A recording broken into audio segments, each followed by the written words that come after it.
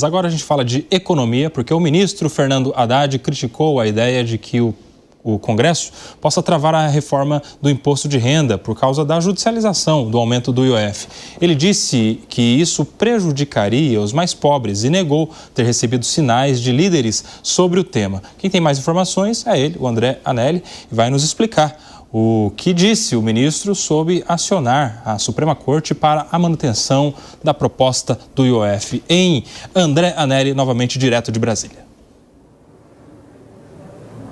Sim, Kobayashi, o que o ministro da Fazenda, Fernando Haddad, disse em entrevista coletiva na Argentina foi que duvida que exista algum tipo de influência do fato de o governo federal ter recorrido ao Supremo Tribunal Federal para, então, questionar a derrubada do decreto presidencial que aumentava o imposto sobre operações financeiras, o IOF. Haddad foi abordado a respeito dessa relação entre os assuntos por uma jornalista que fez a seguinte colocação, de que existe uma sinalização por parte de congressistas aqui no Brasil de que haveria, então, uma certa resistência do Congresso Nacional de aprovar a reforma do imposto de renda, o aumento da isenção para quem ganha até R$5.000 mensais por conta de toda essa questão relacionada ao IOF. Logo depois, Haddad respondeu a essa colocação com uma outra pergunta, dizendo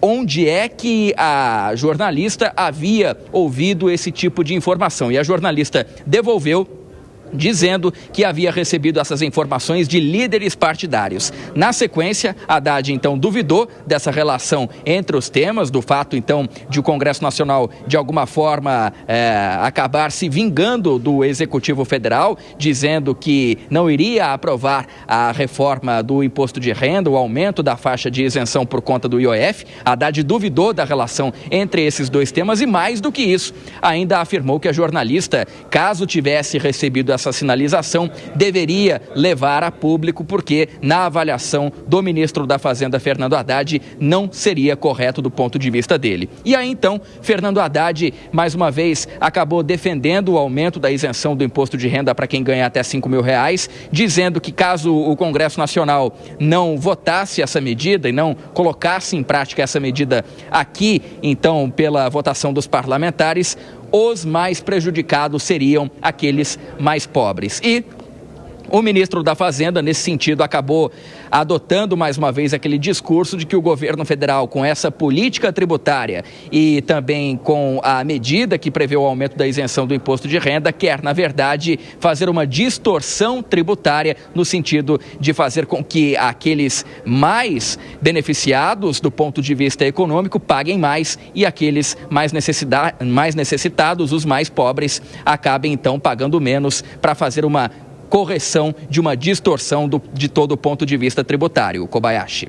Muito obrigado, André Anelli, diretamente de Brasília, com todas as informações a respeito dessa novela toda do IOF. Obrigado, viu, Anelli? Vamos lá, quero te ouvir, senhor Alan Gani.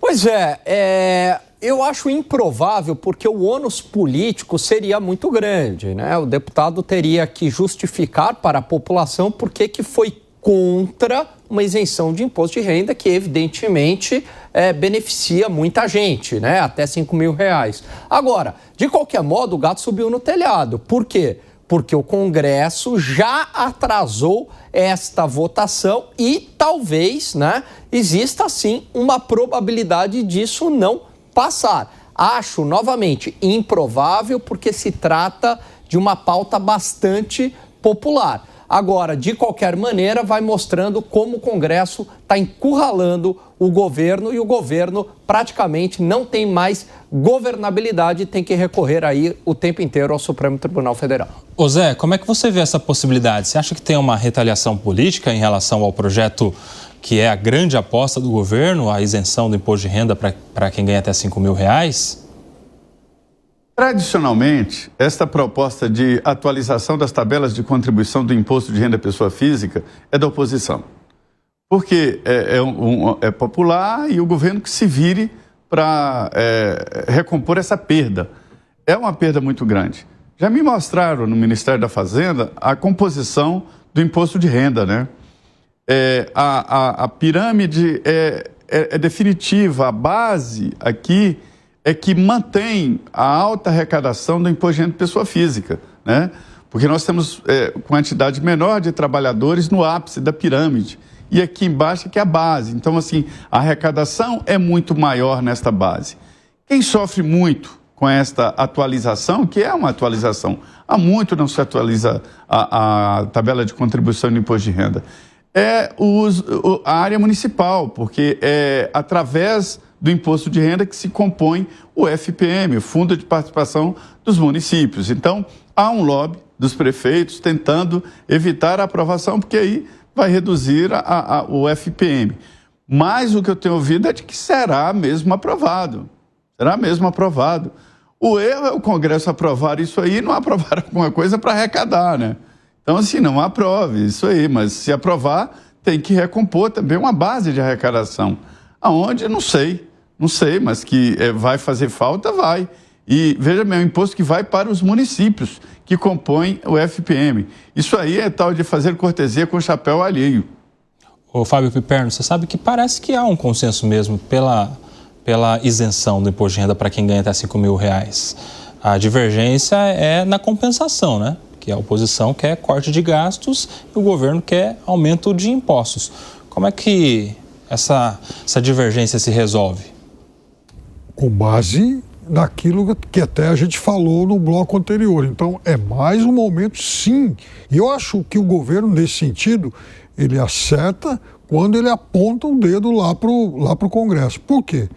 Porque tem várias maneiras de se fazer essa compensação. Aliás, primeiro, quando o governo não atualiza a tabela do imposto de renda, ele automaticamente está cobrando mais impostos de toda a sociedade, principalmente dessa base da pirâmide que o Zé citou. Ora, se o sujeito ele ganha R$5.000, por exemplo, e ele está numa determinada faixa de tributação e isso não é atualizado, então significa que a cada ano ele está pagando mais. Agora, vamos lá.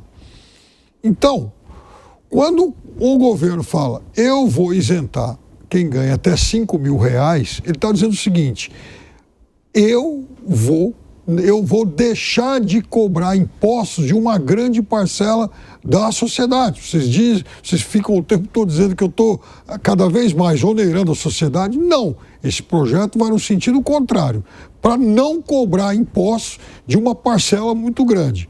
Aí alguém vai perguntar, tá bom, você quer fazer, digamos, essa benesse, né?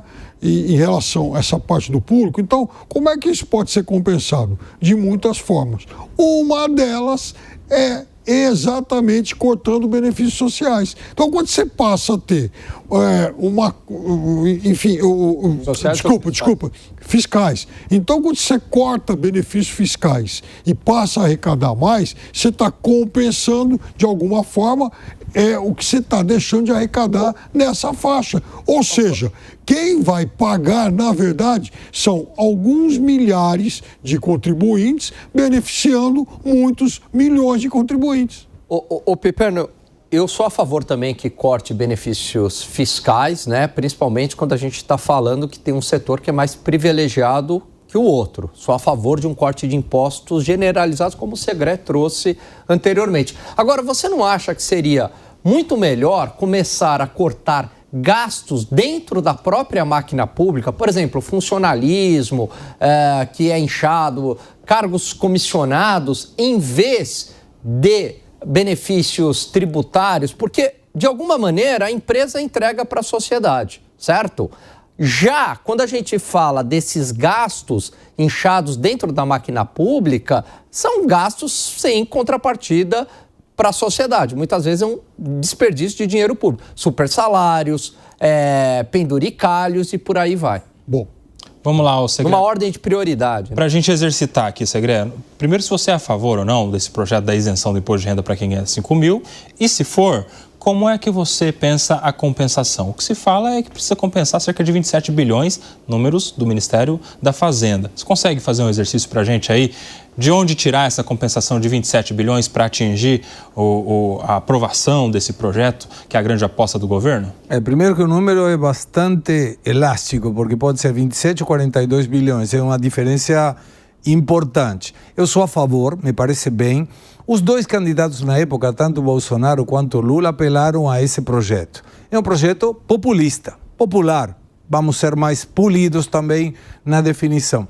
Mas quando você tem uma renúncia fiscal, e isso é uma renúncia fiscal, necessariamente você tem que mostrar qual será a compensação para que equilibrem as contas.